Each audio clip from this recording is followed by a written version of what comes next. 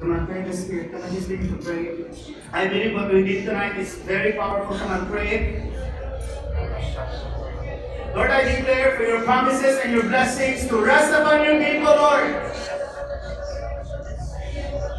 I pray, oh God, that you're opening the eyes of your people, oh God. You're opening the hearts of your people, oh God. That you're giving revelation, oh God, and wisdom, Lord God. And I declare, oh God, as we stand up on our authority, Lord, your people will live a supernatural, blessed life, Father God. Thank you, Lord God. Thank you, Father, in Jesus' name. Amen and amen. Please be seated. Now, what I'm going to be talking about tonight is just mararatag na sa rotong na bitaw, gatuyong-tuyong. Hello? I want you to chew this, hear this over and over and over and over again until you get this in your spirit. Because I believe preaching this one time is not enough. In fact, over the years, we've discussed these topics many times. But unfortunately, murag dili gyapon kayo siya ga-sink in. It's because we're dealing with spirits here. Now, what I'm going to be sharing is just specifics of what we have discussed over the last 6 weeks. I will just get a portion of what we have taught the last few weeks, and then I want to focus on certain principles. For those of you who are new, we're actually talking about demons.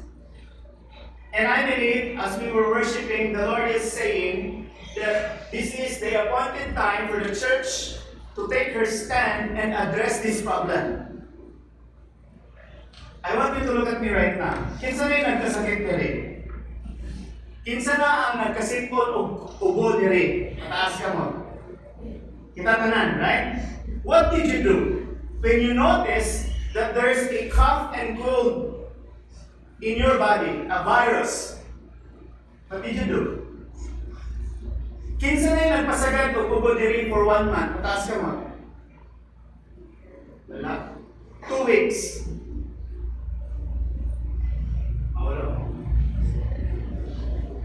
Isa na yung nag-iubo diri lang, kaya nag-iubo diri, ipasagdan mo for 1 month. Pancake, sino ba mo pains? Nagka-acute bronchitis siya. Ang ordinary nga ubo, maayo raw ito 1 week, ipasagdan o 1 month, nagka-acute bronchitis, parehas mo. And I suffered many months. Hello? What if ipasagdan pa dito another 2 months or 3 months? What would happen to her? Or what would happen to you? A simple cold, sang sayo tayon, could kill you if you left it alone. Amen? Kinsa ang muna diri nga kung magkasipon ko, I'll just leave this for the rest of my life. Nobody will do that. Amen? But we know that a simple cold, we could cure it because there's a cure. Amen? But we are a tripartite being. And our soul and our spirit could also get sick. Unfortunately, many people get sick in the soul, many people get sick in the spirit, and they just left it behind all their life. And many people are dying eternally. And the reason is number 1, ignorance. Sino may ignorance? Wala silang lalo na nagsakit dahil ang ilang kalago kayo ng spirito. Ignorance. And the church has been ignorant for many years. And that's why the greatest power of demons is ignorance, deception. Now that the church is waking up, now that you are understanding that there's sickness in my soul. By the way, for the last 6 weeks, who among you have understood that there's sickness in my soul? Praise the Lord, may 5. Is the rest still ignorant? And And we're praying that the world will know that there's sickness in their spirit. Hello? How many of you know nga kanina nga batasan or kanina nga habit? Demonic influence dahil sa ako. It's a sickness. It's na nakarealize na. Hello? Now, if you are hearing this message, meaning you're beginning to be aware, okay? You're beginning to be aware and you don't do anything, that's pride. And if you don't deal with that, kailan yan, usay mo good ang spirito kay murag, or ang sickness sa soul, normal naman eh. But since you found out through these teachings that this is not normal, this is a sickness in the soul or in the spirit, I have to do something about it. But, by the way, shame is a form of pride. Nabala niyo nga, ang manifestation niya, hindi mo gawas eh. Kiri ka, magsukol na niya, makabalungan na, di ay nisa ako. Adi ka lang kumudiri. By the way, shame is a form of pride. And I want to rebuke that spirit in Jesus' name. I rebuke, come on, let's rebuke that spirit of pride. We rebuke that spirit of pride in this house. Come on, rebuke the spirit of pride. And open the eyes of your people, Lord.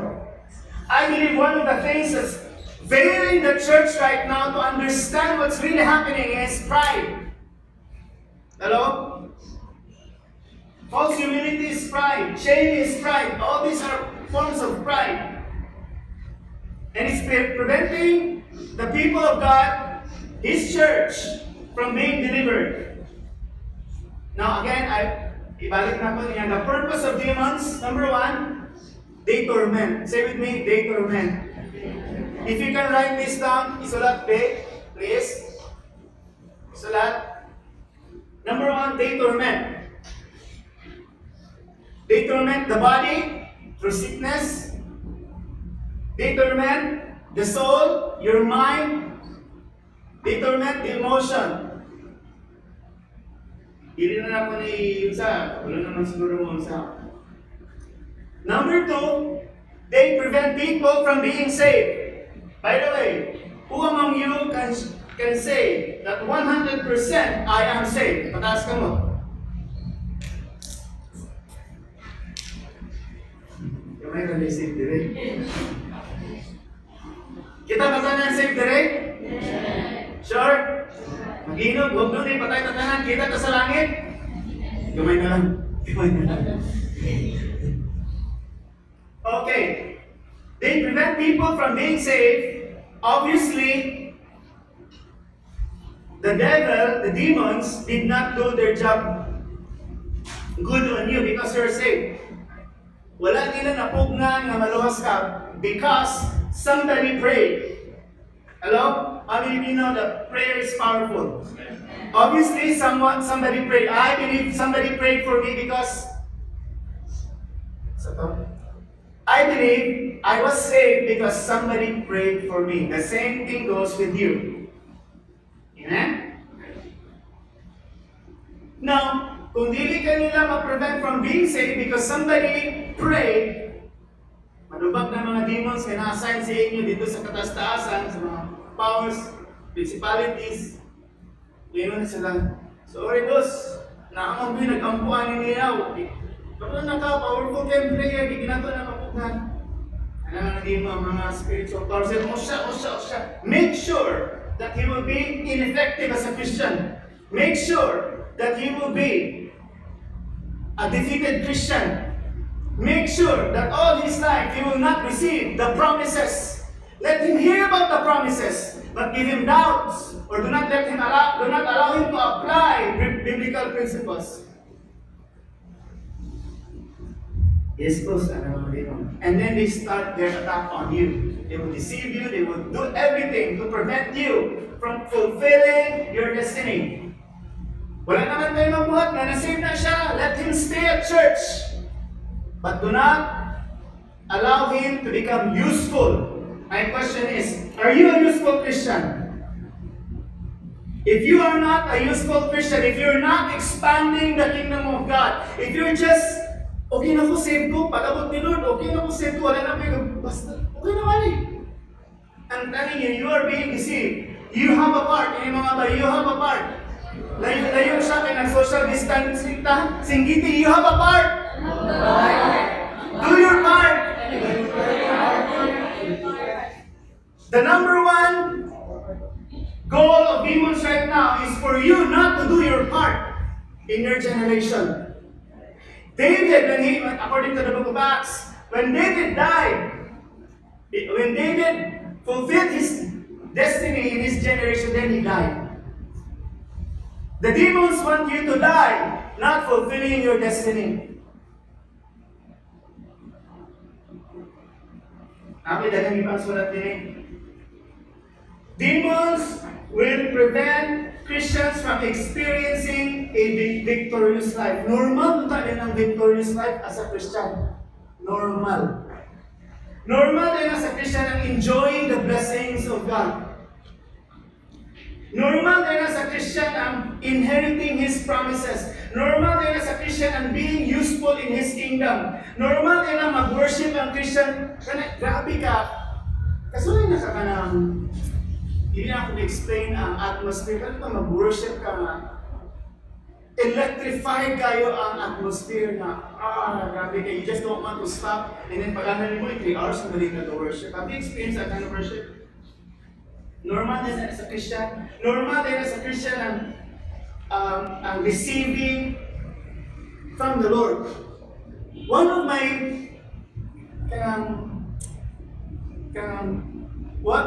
the things that I really look forward to as a Christian is receiving healing from God. I really love that. Normal din as a Christian ang produce the fruit of the Holy Spirit. Kung saan itong fruit of the Holy Spirit, 9 na sila po, 9 in 1. Love, joy, peace, patience, kindness, goodness, gentleness, faithfulness, and self-control.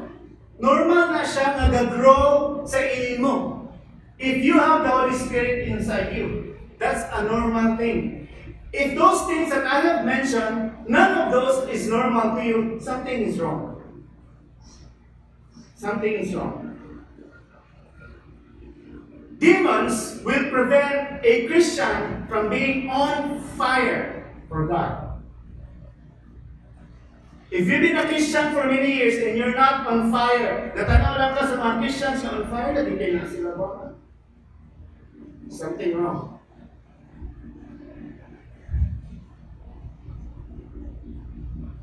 Is that clear? Now again, let me repeat. 2 things that's preventing Christians from being delivered. Number 1, majorly siya, ignorance.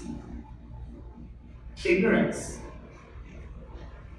We think na, naay mga demons siya, if we just leave them alone, they will leave us alone. No, it doesn't work that way. Number 2, kapag nakabalo na nga, inani di ay, what will prevent them is pride. Again, shame is a form of pride. Paulawan, mahadlot ka maulawan. So, mali mong gusto, kung magkagagkali mong ubo, maana din ang green kayo na something. Nilingi ang mga tao, saan mo? Iluhan ni mo, or yung kanlan.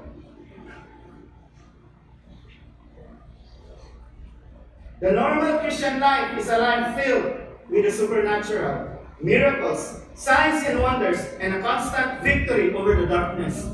That is a normal Christian life. Let me repeat. A normal Christian life is a life experiencing the supernatural, signs and wonders and miracles, and constantly overcoming the spirit of darkness. That is a normal Christian life. If you're a Christian and save na ko, pero none of this is normal to you, again, let me repeat, something is wrong. Amen?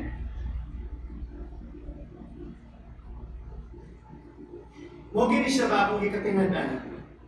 I've been in church for more than 2 decades, and then sa church na ako'y kadungan mi nagsimba,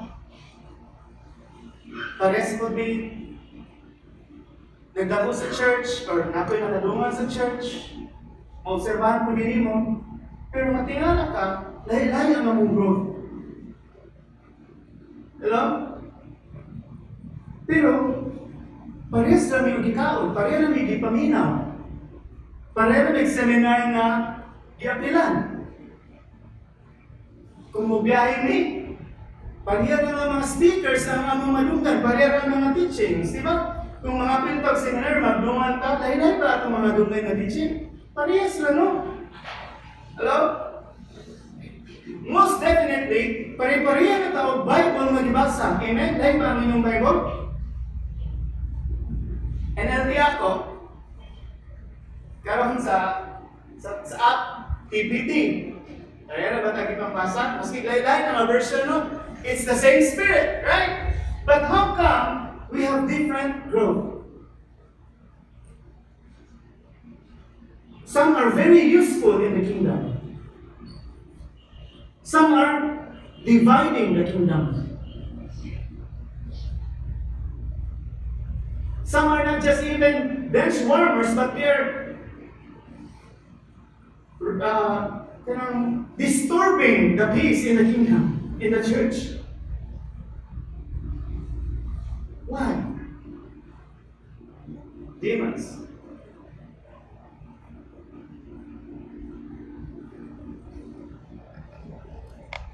Mark 16, okay? Verse 17 to 18. And these miracles, say with me, miracle. And these miracle signs will accompany or follow. Say with me, follow. Those who believe. Musunod daw ang, sa to? Milagro. Magsunod-sunod daw ang milagro sa mga magtotoo. Ang mga magtotoo karon kay gapangita o milagro. Di ba bali dapat ang milagro mo gapangita sa inyo? That should be your normal Christian life. Your life should be full of miracles. Amen? Now, look at these miracles. Now, ang first miracle na giingon nila sa verse 16, ang verse 17 of Mark 16, they will drive out demons. Hello? Now later I'm going to share to you how we drive out demons. I did not know nga, I was already driving out demons. Now every time we drive out demons in us, in our lives, it results miracles. The reason that many Christians are experiencing miracles is because we just expelled a demon from us. Hello? Of course, ang mga demons na first nato i-cast out, diba? Ang first time is they will cast out demons. Demons that is festering us. Festering means the samok-samok. Muna ang first nato may ipang-cast out, right? They will drive out demons in the power of my name. Now my question is, have you driven out the demons that's festering around you? Hello? Kinsa na ang nagsugod og sa deliverance? Ask mo? Praise the Lord. So, testimony bro na. Talayo mag-ask mo, din? I rebuke the demon of shame. Tawag lang ko ba eh. Ask mo, din?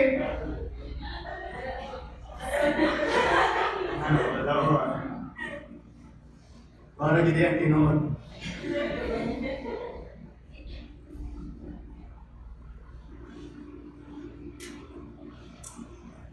To tell you honestly, before I became a Christian, I had addictions.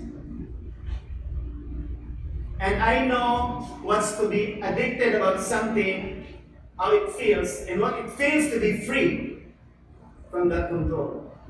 And it's very good. Had I not been freed from that addiction, I'm telling you, I would not be standing here. Because I addressed that addiction. And most of the time, I did not go through one-on-one session, self-deliverance. That's why I'm sharing this to you.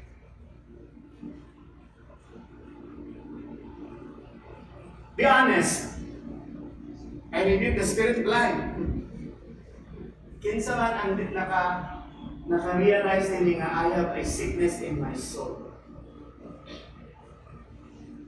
So we're not dealing here with ignorance anymore. You know na, right? And once you know, if you don't deal with it, it's going to be pride.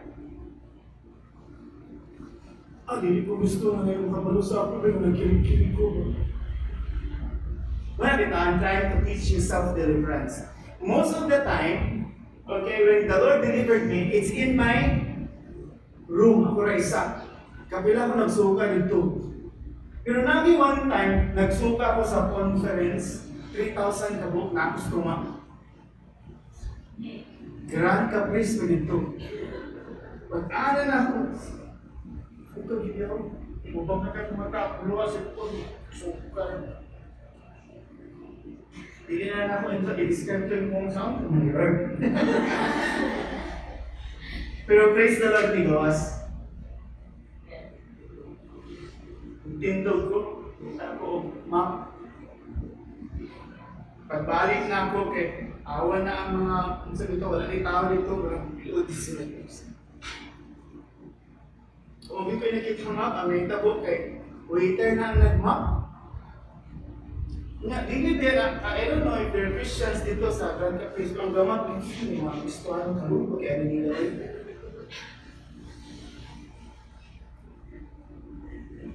Si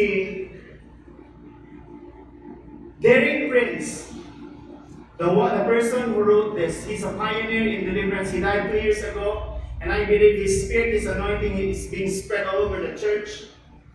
Ingon siya, after 20 years of preaching and conducting deliverance ministry, nag-appear siya conference, all of a sudden, nag-appear siya conference, nikirig na ang iyang kamot. Ano din siya naulog siya sa nanto. When he went home, he prayed and the Lord revealed to him, he just got delivered of a demon nga nasa ito. It has something to do when he was a child. Ayan na siya, delivered the Lord in an appointed time. I believe there's something in me that needs to be delivered yet. Because the Lord is waiting for an appointed time for these demons to be addressed. Just like Paul, di ba? Ingon sa Lord, ingon si Paul, Lord, ang tanganing thorn in the flesh, ba? Ingon si Lord, no, my grace is sufficient for you. It doesn't mean that the Lord did not took that tormenting demon out from him, but he said, I have a time for that to be addressed. Until you are humble enough to receive this revelation, I will take this out. Because he's received so much revelation that the Lord has a need for him to let his foot stay on the ground. And his way was through that tormenting spirit. Hello? It's your appointed time for that demon that's been bugging you and festering you all your life. It's your appointed time right now. If you believe that, say amen. Amen. So, manifest ka ni, naranan mo kung imong tulon, o imo, iluwa.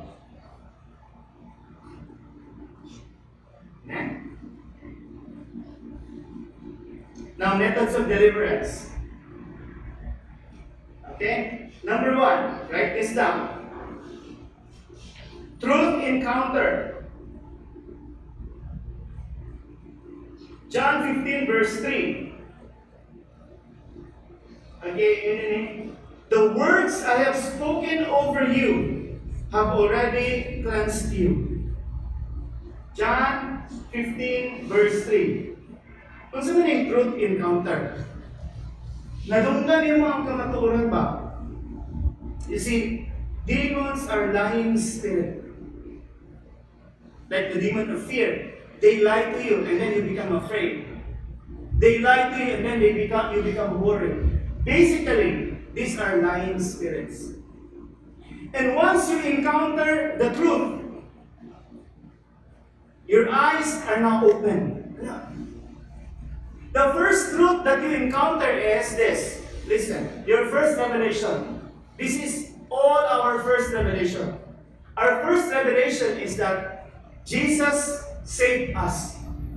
And we have salvation through His death and resurrection. And once you believe that, you have salvation, you have eternal life. That is the first revelation of all Christians. Do you have that revelation? Do you have that revelation? But we should not stop there. We should move from revelation to revelation, and each revelation you receive, you grow as a Christian. Hello? And the revelation that I want you to understand right now is that no matter how weak you are as a Christian, you have authority over demons and over all the works and powers of Satan himself. I'm waiting for your amen. Now, we do not find in the Bible na nag-one-on-one deliverance si Jesus sa iyang 12 disciples. And we don't find in the Bible na ang iyang mga disciples dito nagkilig-kilig, nagsulta. Do you find that in the Bible? Yeah, ibutang dito. And Peter, 10 demons came out of him, and his manifestation was shaking, and he was vomiting. I don't read that in the Bible. Maybe there was, but it's not written in the Bible. But the fact is, it's not written in the Bible. What we read in the Bible is, you are cleansed, maniging ni Jesus. Limpyo na mo. Kaya tungod sa inyong mga pulong na nalunggan gikan sa kumbaba. 3 ways to encounter the truth. Okay? So, number 1, so the methods of deliverance. Number 1, truth encounter. And then under truth encounter, butang ito, isa to yan na, outside ito. Roman numeral number 1.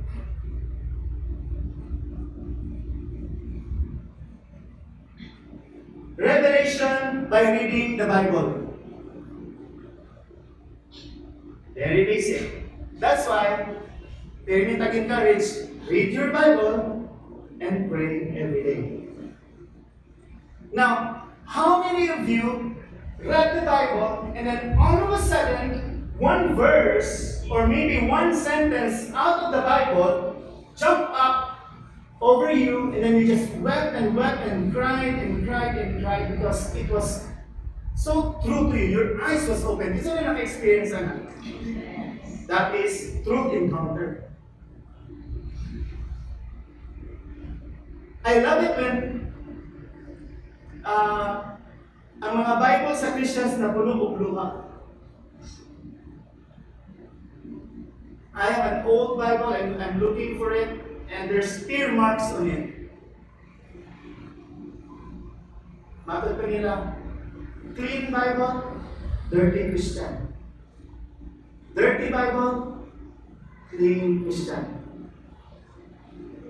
Please buy a Bible, not just the app. Amen? Okay. This is not a Bible. This is a gadget with a Bible app. A Bible is a Bible. And one day, you're going to need the Bible, the hardbound Bible. Read it. I'm not saying this is not good, this is good. But tagan mo rin distraction, no? Asa kay Bible, mo bagtin ang notification ni Facebook, kung napagin kay Instagram, ba?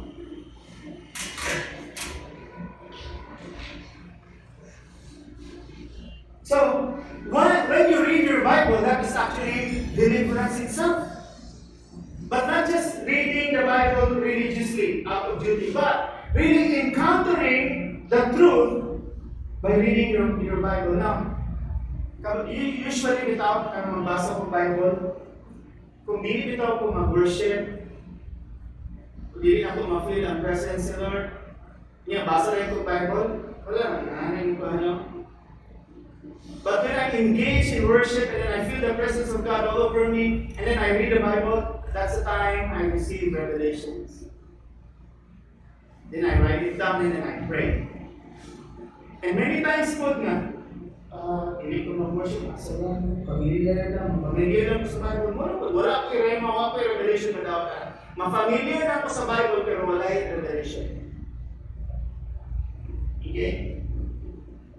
Number 2, under truth encounter is 3 ways to encounter the truth.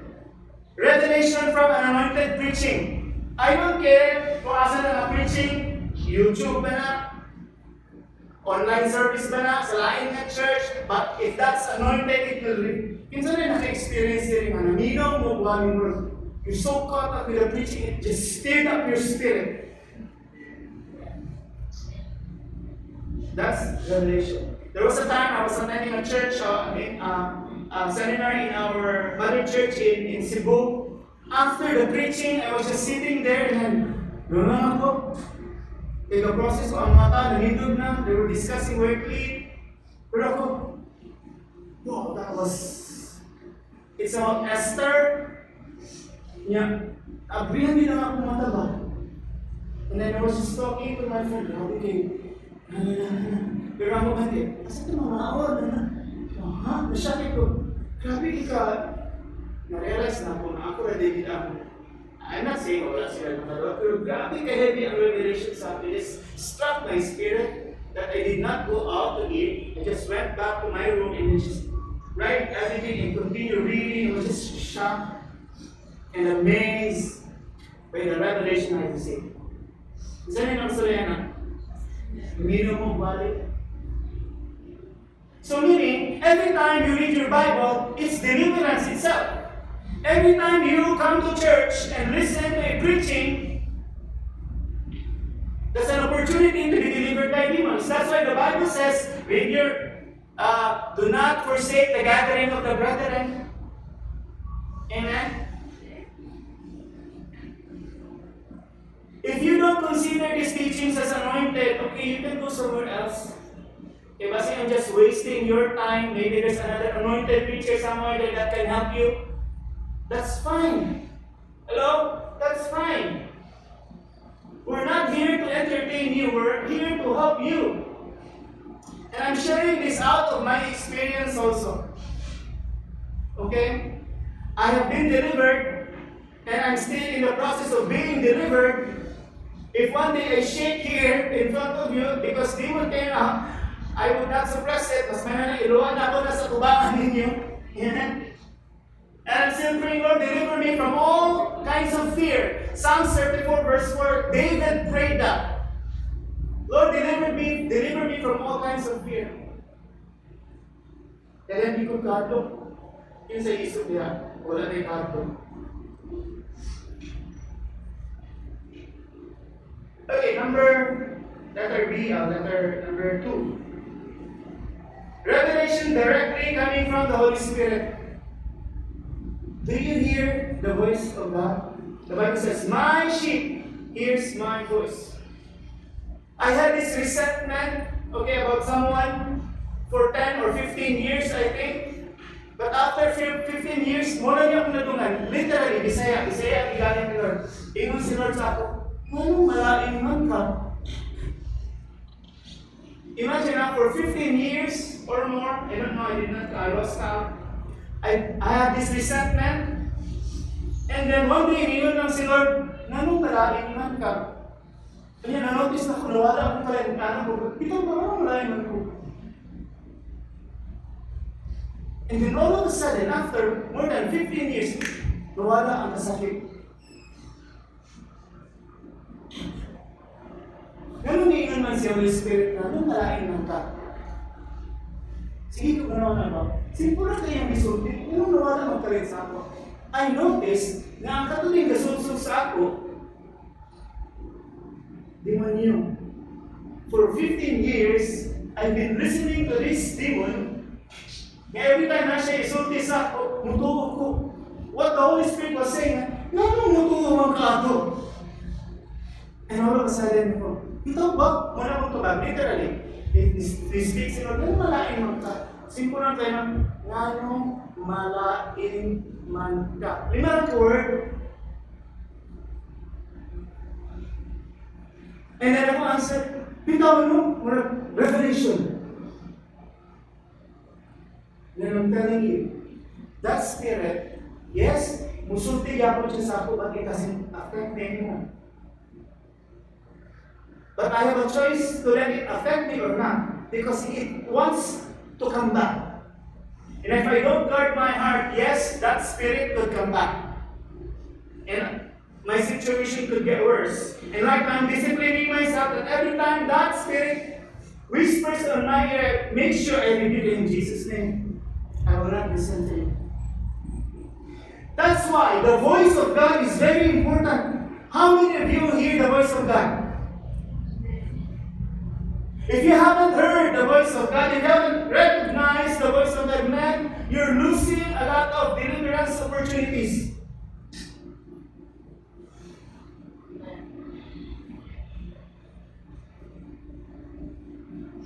Okay, keyword, truth encounter, under that is reading the Bible, listening to anointed preacher, ibutang na ko di anointed, kay dagan kay preaching, diha nga dili anointed. Number 3, hearing directly from the Lord. This alone could set you free from all demons. Huh?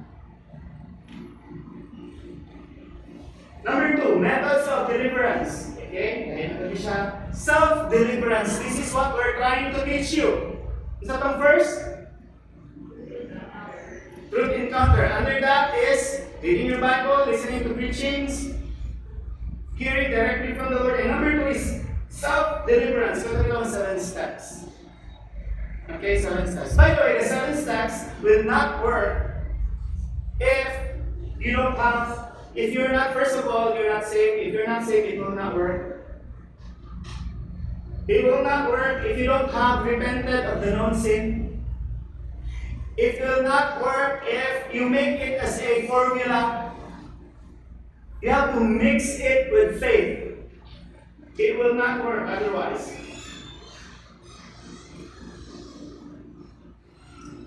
Now, it doesn't mean na dapat limpyo na ka, aron maka-self-deliverance na ka. Hello? Self-deliverance is casting out demons inside you. Asa man ay kasugod, magsugod o sa pagkabalunin mo mga nanalo kay kinsay nagtuo diri nga nakay authority to cast out demons, patas ka mo. Amen. So asa man ka magsugod? Ganun sa man ka magsugod? Di ba dili logical na kabalo ka nga kay demons sa sulod, kabalo ka nga kay ano yung king, ganyan, magsugod ka sa mga abay, demonyo, kasapon, ganyan, kabalo ka nga mo. Doesn't make sense. So you start within you, right? Is that sensible? Exercise na siya, sugod sa imo. Okay. It doesn't mean that you're not fully clean yet. Then you start when you're fully clean. Mura na siya ang ingon ang teacher ba? O sige, maghatag kong exam sa imo, and then ay ko mag-teach ninyo. Does that make sense, right? Teach and then exam. Hello? So, dahil ka problema, the Lord gave you authority to deal with that problem inside, and then you use that authority. Does that make sense? Self-deliverance. Luke 10:19 says, the Lord has given you the power to trample. Trample is tumban, demons, and to overcome all the power of Satan himself. Philippians 3 verse 12, ingon si Paul, I don't admit that I have finally achieved everything. Si Paul mismo yun na, I'm not fully perfect. I'm still getting there. Si Paul na ang istorya. Pero kung sabihin ni demon sa sons of Sceva. Kung nag-cast out ang mga sons of Sceva, they are not saved, they don't have the Holy Spirit in them. Ikulata sila sa demon. Ito sila kapag ikulata sa demon. They run out naked and beaten. I-cast out nila ang ilang pag-cast out in the name of Jesus whom Paul preached. I cast you out. Ano nga demon? I know Jesus. I know Paul. Is Paul perfect? I know Paul. But who are you? Ikulata. we are not all perfect, we are not all clean, but you have the authority to deal with those demons inside you. We have to understand that we have the authority. Hello? Kinsay mahadlok op direct.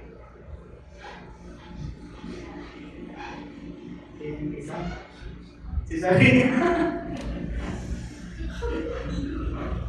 Ay kawala pala hindi na. Illustration lang eh. Kinsa na may mas dako. Ikaw yung wala ko. Ba?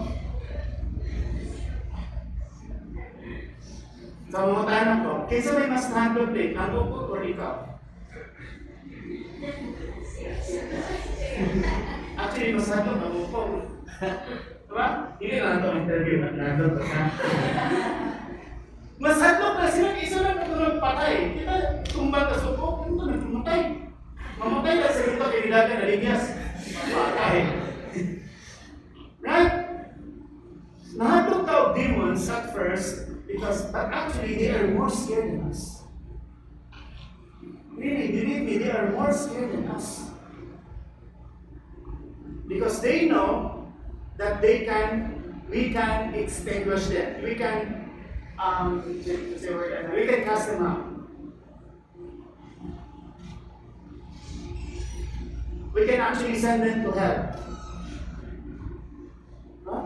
If we just know our authority. Okay? Let me repeat Luke 10:19. Now you understand that I have imparted to you all my authority. This is Jesus talking. Let me repeat. Jesus said, I have imparted to you all my authority. Say with me, all my authority. To trample over his kingdom. You will trample. So you will trample? Tunog. Nakay authority din. Rumban mo ko. Okay? By the way, in the olden times, nga natin ni Gubot, ay gubat. Ang last act na is, kung nilang hari, ibutan nila sa third, and one by one, the officials of the victorious army, conquering army, will step on the head. That's what the Bible says. One day, the Lord will crush Satan underneath your feet. One day, it will happen. He's still working right now, but the Lord will defeat him. The Lord will come down, and He will put Satan under, and one by one, He will step on his feet. That will happen. The Lord has given you authority to trample on every demon before you. Some demons? All demons. Now the challenge is just identifying the demon. Okay? By the way, do you know, I'm sure, I hope you got this already, that negative attitudes are demonic. I'm not saying that hindi natawag ka negative attitude. Ano sa'yo na demonic? Sa'yo nito?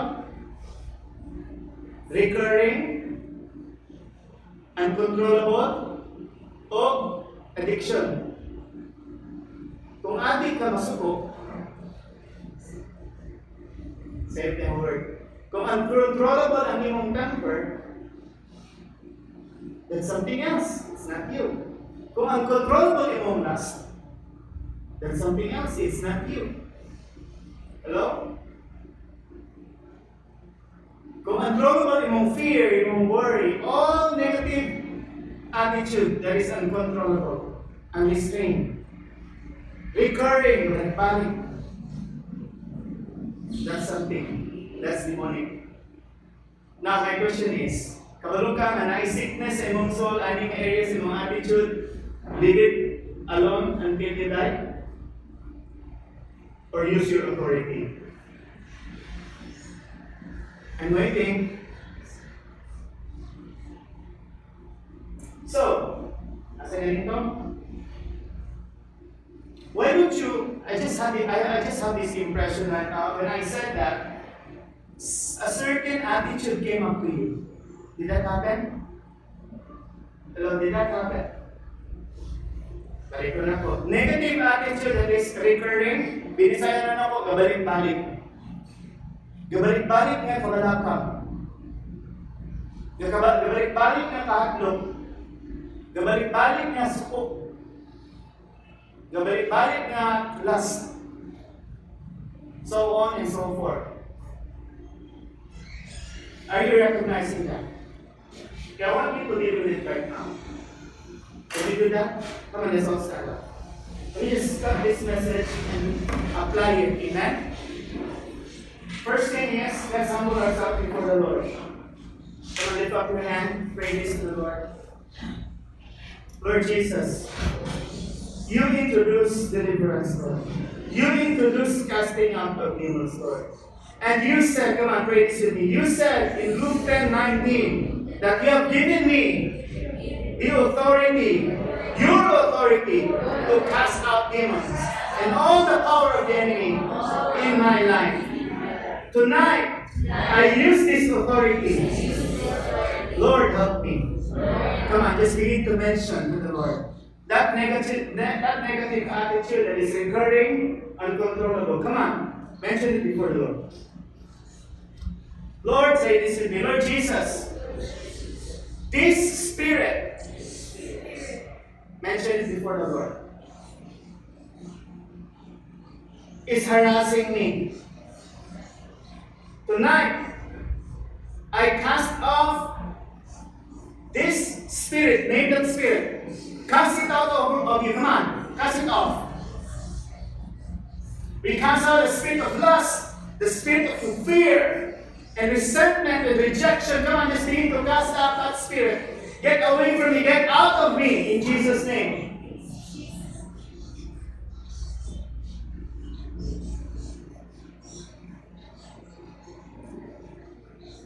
And I welcome you, Holy Spirit. I open my heart to you to sanctify me through and through. Now, if that spirit that you cast out is lust, then declare the spirit of purity to be upon you. If the spirit of fear, then Lord, I invite the spirit of faith to come in. Come on, just begin to invite the opposite spirit of that. And begin to declare that you are holy, that you are pure, that you are victorious, and nothing will hinder you from fulfilling your destiny. Nothing will hinder you from serving the Lord effectively. And just begin to close that door in Jesus' name and seal it with the blood. I close that door in Jesus' name and seal it with the blood of Jesus. Thank you, Lord. Thank you, God. In Jesus' name. Amen and amen. Sit down. You may be seated. Now, it doesn't mean na wala yung nahitabo sa ituloy mo. Tulikirin, wala sinong giwas. It doesn't always work that way. But if you pray that simple prayer, begin to notice the freedom in these coming days. Asa na ganito? Number 2. Na to. Okay. Number 3. Methods of deliverance is one-on-one sessions. This is very important. Naibasay, one-time session lang. Naibasay, usually multiple sessions. This is what Derek Prince did. When he introduced the deliverance ministry to his church, okay, 50 people came up asking for help. Na naka-one-on-one session na siya ikaduha, it took him 5 hours. Yung na siya, how can I minister to these 50 people? One-on-one session na 5 hours mga sa hindi buhat kay ilang i-undergo o kapag buhat kanina sa deliverance, iya sila, and then nagiuban na yun na wala tayo nito ko. Ingon din siya, kinsa to nung na-feel ninyo na namin something came out of you, and then 30 people raised their hands. There was groaning, there was crying, by the way, and there was just 20 people who did not do anything. Nothing happened to them, no manifestation. And these 20 people said, Derek Prince said nga, katong mga nakapataas ang kamot kay nainigawa sa ilang sit down, then katong mga 20, iwan naman niya. Okay? So there are people who needs one-on-one deliverance. Okay? Why? Because there are certain demons that are really strong. Strong yung mga demons. In fact, Jesus said in Matthew 17:21, this kind of demon only comes out through prayer and fasting. Na yung mga demons na strong tayo sila mga demons, kung kapit yun, we have to prepare, pray, and fast. That's why I told the leaders, and I want you to join every Friday. Let's pray and fast. Pray and fast for your deliverance. Pray and fast for the deliverance, total deliverance of this church. Will you join us? Because there are demons who will not come out unless we pray and fast. Hello. So kani kinahanglan ni one-on-one session.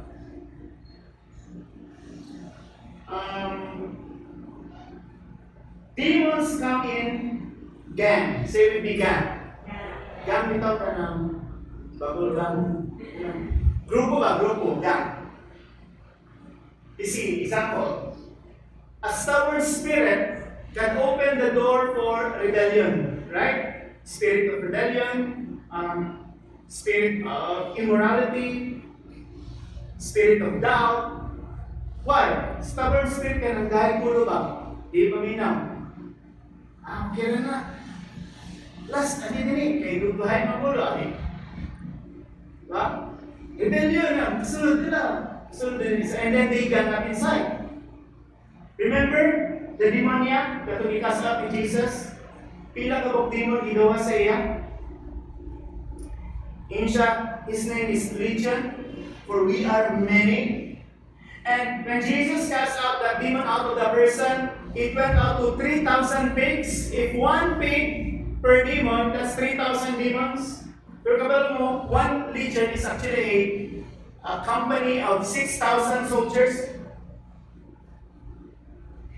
Tingnan na kadaghan demon ang nasulod atong demon niya. So, gang sila, gang group. And sometimes these kind of demons will not come out with Jesus there to isa lang review kawa, no? I believe that will come, that time will come na nabi will rise up like Jesus, and by just our presence, demons will shake, and at the order of our voice, even legions of demons will come up. Okay? Pero kung hindi ganit, one-on-one session, at sa tagsaan din na, and it will take hours and hours per session. Okay? And ako pa yung nangabalaan, kay kada session, kapugnan pag-ibig sa mga demon na muadto rito ang counseling. It always happens. So, one-on-one session. We did that here before. There's many times. There's prayer. And then I will end with this last, mass deliverance. Mass kay dinaghan ba? It could be like what Derek Prince shared, altar call, and then all of maybe 50 all at one time. Okay, it will happen. And it also happened in during a anointed worship service in Cebu, in our mother church.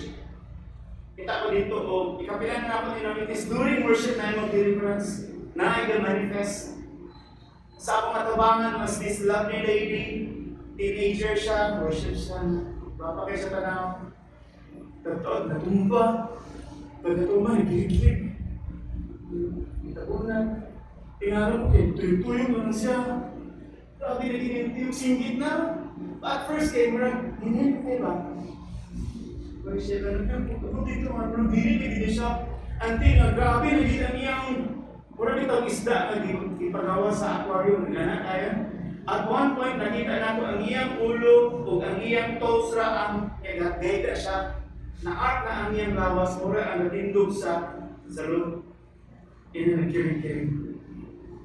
I've seen that many times there, and then, they brought her to a room, and then, nato isalit ka babae, same thing happened to her. Paggawas niya, na-shock tayo may hayag na tayong dapat paggawas niya. Again, now I want that to happen here. Do you want that to happen here? Yung mga mata ba? Gusto ko, hindi na ako. Kaya paling ikaw? Kaya paling ikaw ko? Ha? Gusto ka ba dito sa merkado na ito mo? Mamulog ka sa mga. Okay lang folks, kailangan ka ko. Do you have that happen here?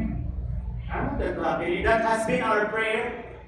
Okay? And by the way, this kind of atmosphere, kind of mass deliverance, preaching, or something, this is a team, this is a group who have been sanctified and have gone through the process.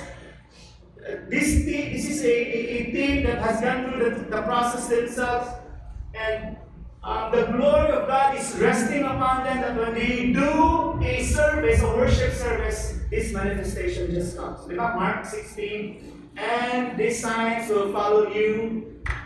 Those who believe, they will cast out demons. Kanta-kanta lang tayo, nagawas ka mga demonyo. Right? Tumulong ng wali, nagawas ka ng demonyo. Amen? Tumalipis na ba? Isa kurun. Iyaw! Kaya na tutula, pagawas na.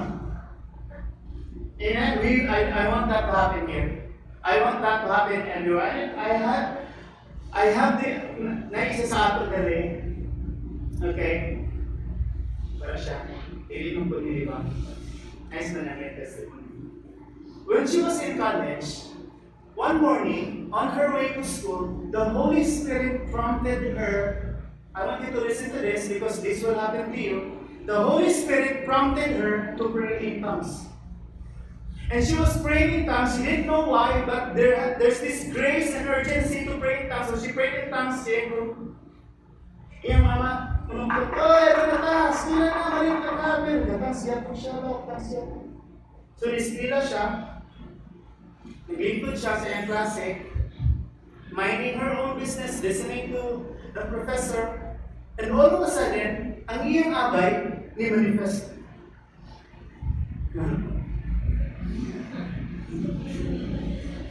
Hindi kita po sure kung nanay niya, pero nanay na siya, ay, kaya kung ginawa.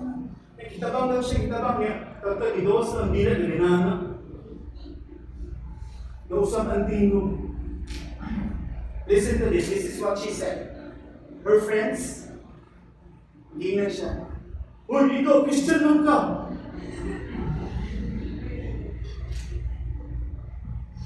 Did you hear that? Ito yung Mark 16. The pastors will cast out demons. Walang hihingin ito. Kung mo nangyayari ito, yung tawagan niya, Pastor. Kita bang na itong demonyohan, yakutin nila ng pastor, idala nila sa room, na-cast out.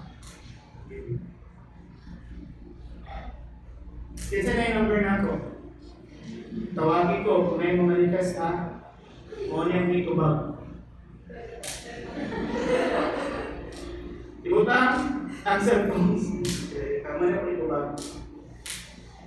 Mark 16, verse 17. Amen? I asked that lady, if that happens again, do you know what to do? Ano siya man? Ikapila ka Friday na absent. Amo di ay. Ako siya i-explain. Kung manawa galing ka kaya hindi mo ni-testing ko, ikapila ka mga Friday na absent. Mali ay. Kawagi si Jen.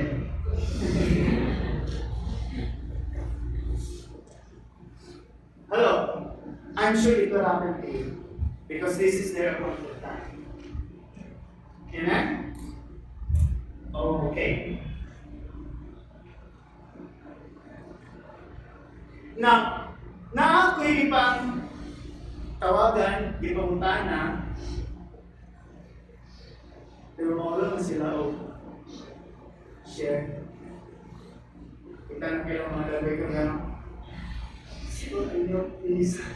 Really, ako na rin ang testimony in behalf kaya, I've heard na, kuya, nagandit ng dawa sa ako. And I was really happy when ang ang heart nag-ambak. Inagiyak tayo ang ambak. Gusto mo ba ako ibalik ko sulod? Namigay ako tayo mo. And dagan sila. By the way, kinsa ang nag-self-deliverance o kabalo mo manangin Diyos. Patas ko. Di na kita may mangin din. Patas ko. Kita lang ba? Hindi na. Patas ko. Ikaw lang. And you feel na, definitely I felt freedom. Praise the Lord. One testimony ako na doon kay ino siya na kuya, hindi ko regular mag-period. Pero after doing something came up, regular na akong period. Na pinadunggan from a cell leader, yung siya na, kuya, si Kaliba, may deliverance ito, grabe yung suka. Ito rin ikumta na, naginagawa sa Enchikag at Frida. Isa, wala na akong isolicit na niyang, pumunta na niyo siya, kuya, rin naka-hospital. That's your authority. Now you have this information. Now you have this revelation in your hand. Now you got this equipping to set yourself free. What are you going to do about it? Hello? What are you doing with it? By the way, when we face God in heaven, we will be judged according to the revelations we received. What did you do with the revelation that I gave you? Hello? Hello. This is a year of sanctification, and we're teaching you sanctification to sanctify yourself. What are you doing with this equipping? What are you doing with these principles?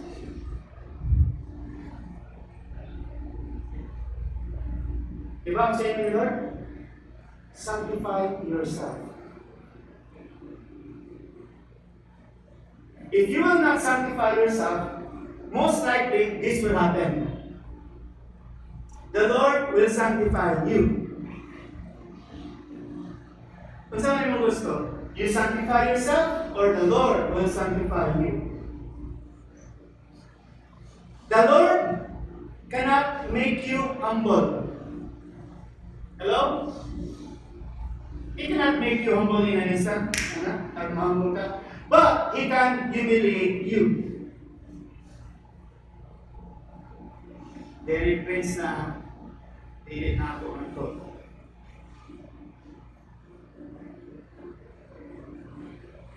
I suggest you do the sanctification yourself. We've given you the materials, we've given you the teachings, we've given you the weapons. Do it yourself. Amen? Amen. Amen. Nako'y isa ka buntag. Pagmata na ko kadlaw ko, nako'y kadunggan sa banyo. Si mga Diyo mong ginagawa, ko, grabe ko kayo. Nag-pray ko mga Lord, nag-pray na meron ko mga close na ko ang buong ni mga Diyo. And pray ko, in Jesus' name, bigyan ka siya cross, Lord, ilagay sa cross. O sikat ko dito. Kuha siya sa lababo. Tingin siya. Ay, nagdirinig ko kaya siya dito ba? Deliverance ko ba? I'm so happy nga my wife is sanctifying herself. Kanya mo sa ba, kaya hindi siya krus. Please, don't waste this teaching. Amen? Don't waste this. And praying and fasting, and Lord, that your people will apply this. Pero pag-abot kami of June, my prayer will be, Lord, sanctify your people.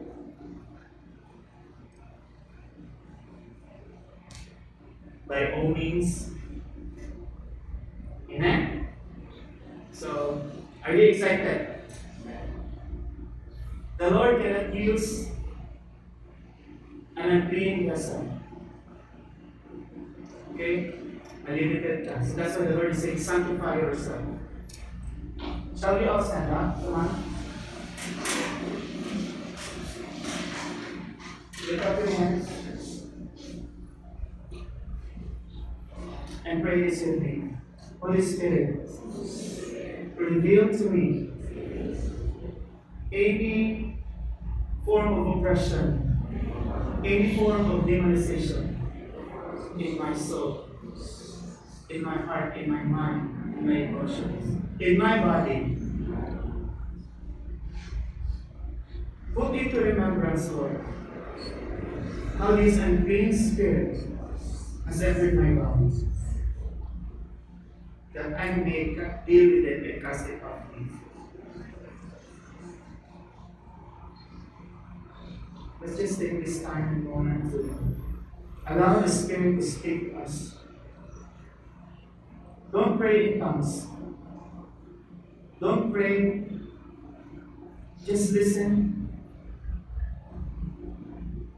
And when the Lord, Holy Spirit, will reveal a spirit in you, an oppressing or a demonic influence, and begin to deal with it. Name that spirit and cast it off you.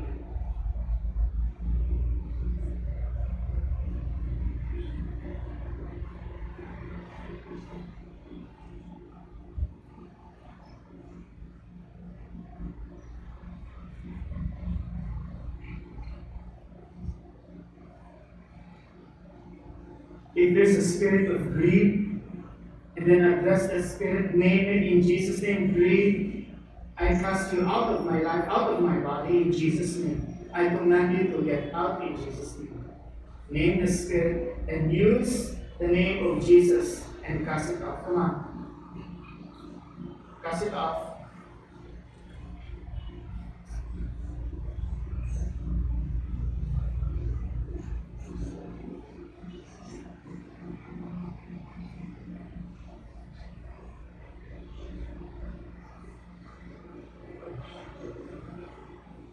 And just begin to declare the fruit of the Spirit in your life. Come on. Love, joy, peace, patience, kindness, goodness, gentleness, faithfulness, self-control.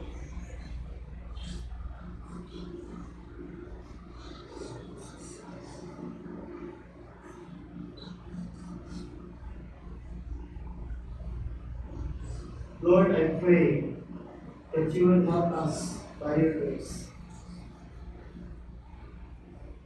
as we sanctify ourselves, Lord God. Help us, not just tonight, but all throughout the day, wherever we are, wherever we go.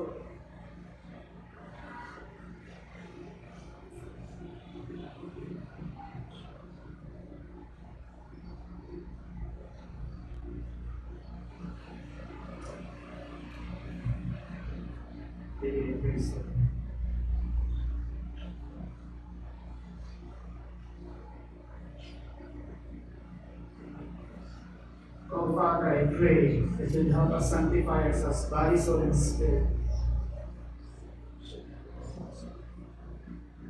Thank you. Thank you.